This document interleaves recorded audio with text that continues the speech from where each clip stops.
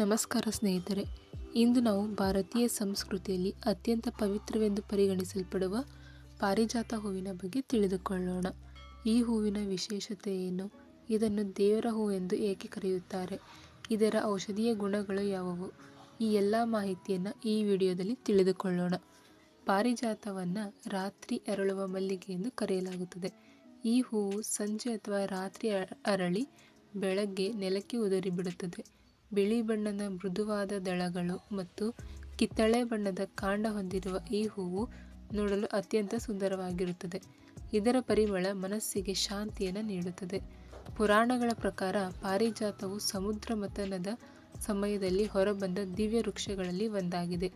ನಂತರ ಈ ಮರ ದೇವಲೋಕದಲ್ಲಿದ್ದು ಶ್ರೀಕೃಷ್ಣನು ಈ ಮರವನ್ನು ಭೂಮಿಗೆ ತಂದು ನೆಟ್ಟನು ಎಂದು ಕಥೆಯು ಪ್ರಸಿದ್ಧವಾಗಿದೆ. ಆದ್ದರಿಂದ ಈ ಹೂವನ್ನು ದೈವಿಕ ಹೂ ಎಂದು ಭಕ್ತರು ಗೌರವಿಸುತ್ತಾರೆ. ಪಾರಿಜಾತ ಹೂಗಳನ್ನು ವಿಷ್ಣು, ಶ್ರೀಕೃಷ್ಣ ಹಾಗೂ ಶಿವನ ಪೂಜೆಯಲ್ಲಿ ಬಳಸಲಾಗುತ್ತದೆ. ನೆಲಕ್ಕೆ ಉದುರಿದ ಹೂಗಳನ್ನೇ ತೆಗೆದು ಪೂಜೆಗೆ ಬಳಸುವುದು ಸಂಪ್ರದಾಯವಾಗಿದೆ. ಮರದಿಂದ ಕಿತ್ತುಕೊಳ್ಳುವುದಕ್ಕಿಂತ ಸ್ವಾಭಾವಿಕವಾಗಿ ಉದುರಿದ ಹೂಗಳಿಗೆ ಹೆಚ್ಚಿನ ಮಹತ್ವ ನೀಡುತ್ತಾರೆ. ಈ ಗಿಡವು ಕೇವಲ ಅಲಂಕಾರಕ್ಕಾಗಿ ಮಾತ್ರವಲ್ಲ, ಹಲವಾರು ಔಷಧೀಯ ಗುಣಗಳನ್ನು ಹೊಂದಿದೆ. ಇದರ ಎಲೆಗಳು, ಹೂಗಳು ಮತ್ತು ತೊಗಟೆಯನ್ನು ಆಯುರ್ವೇದದಲ್ಲಿ ವಿವಿಧ ರೀತಿಯಲ್ಲಿ ಬಳಸುತ್ತಾರೆ. ಕೆಲವು ಅಧ್ಯಯನಗಳಲ್ಲಿ ಪಾರಿಜಾತದಲ್ಲಿ ಉರಿಯೂತ ಕಡಿಮೆ ಮಾಡುವ ಹಾಗೂ ಆಂಟಿ ಆಕ್ಸಿಡೆಂಟ್ ಗುಣಗಳಿರುವುದಾಗಿ ಕಂಡುಬಂದಿದೆ.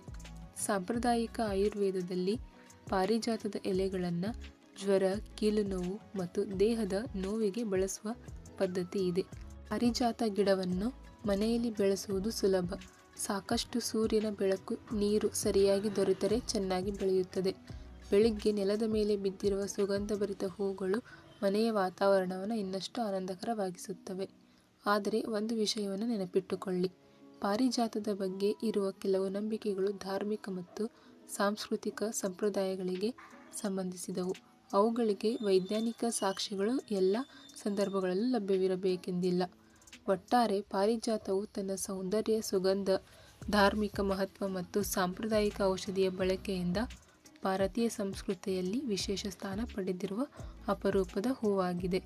ಈ ಮಾಹಿತಿ ನಿಮಗೆ ಇಷ್ಟವಾದರೆ ವಿಡಿಯೋಗೆ ಒಂದು ಲೈಕ್ ಮಾಡಿ, ನಿಮ್ಮ ಸ್ನೇಹಿತರೊಂದಿಗೆ ಹಂಚಿಕೊಳ್ಳಿ ಮತ್ತು ಉಪಯುಕ್ತ ಮಾಹಿತಿಗಾಗಿ ನಮ್ಮ ಚಾನಲನ್ನು ಸಬ್ಸ್ಕ್ರೈಬ್ ಮಾಡಿಕೊಳ್ಳಿ. ಧನ್ಯವಾದಗಳು.